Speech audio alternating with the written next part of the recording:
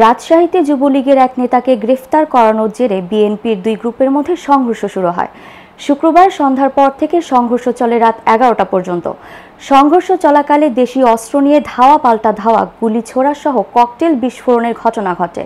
এ ঘটনায় পুলিশের নগর বিশেষ শাখার একজন সদস্য সহ 5 জন আহত হয়ে রামেক হাসপাতালে চিকিৎসাধীন রয়েছে। বৃহস্পতিবার রাতে মহানগর যুব মহিলা দলের সহ ক্রীড়া বিষয়ক সম্পাদক লাভলি সহ তার অনুসারীরা কাদিরগঞ্জ এলাকায় একটি বহুতল ভবন ঘেরাও করেন পুলিশ। মোস্তাককে না পাওয়ার জন্য সাবেক যুবদল নেতা মারুফ হোসেন জীবনকে দায়ী করেন মহিলা নেত্রী লাভলি। এতে ক্ষুব্ধ হয়ে মারুফের লোকজন শুক্রবার সন্ধ্যায় দড়িখড়-বোনা এলাকায় লাভলির বাড়িতে হামলা করে। দীর্ঘ সময় ধরে দড়িখড়-বোনা, উপশহর মোড়, রেলগেট, সপুরা ও শালবাগান এলাকায় ধাওয়া পাল্টা ধাওয়া ঘটে। এ সময় অনেকের হাতে ধারালো অস্ত্র দেখা গেছে। কয়েকটি হাত বোমার বিস্ফোরণ ঘটানো হয়। রাজশাহী মেট্রোপলিটন পুলিশের অতিরিক্ত উপপুলিশ কমিশনার সাবিনা ইয়াসমিন বলেন, বিএনপি দুই গ্রুপের মধ্যে সংঘর্ষের ঘটনা ঘটেছে। পুলিশ ও সেনাবাহিনী পরিস্থিতি নিয়ন্ত্রণ করার চেষ্টা করছে। মামলা হলে তদন্ত শুরু করে অপরাধীদের আইনের আওতায় নেওয়া হবে।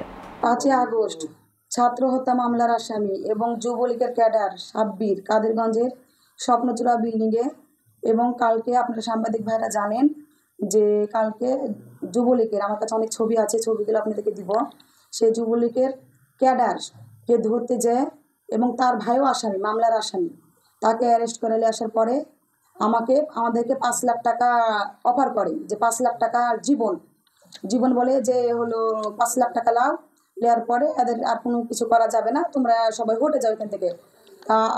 বিথি আর আমার কথা যে আমরা আওয়ামী লীগকে ধরতে এসেছি, আমরা আওয়ামী লীগকেই ধরবো, পুলিশের আইনে তাকে দেবো। তো তার 5 লাখ টাকা আমরা নিইনি।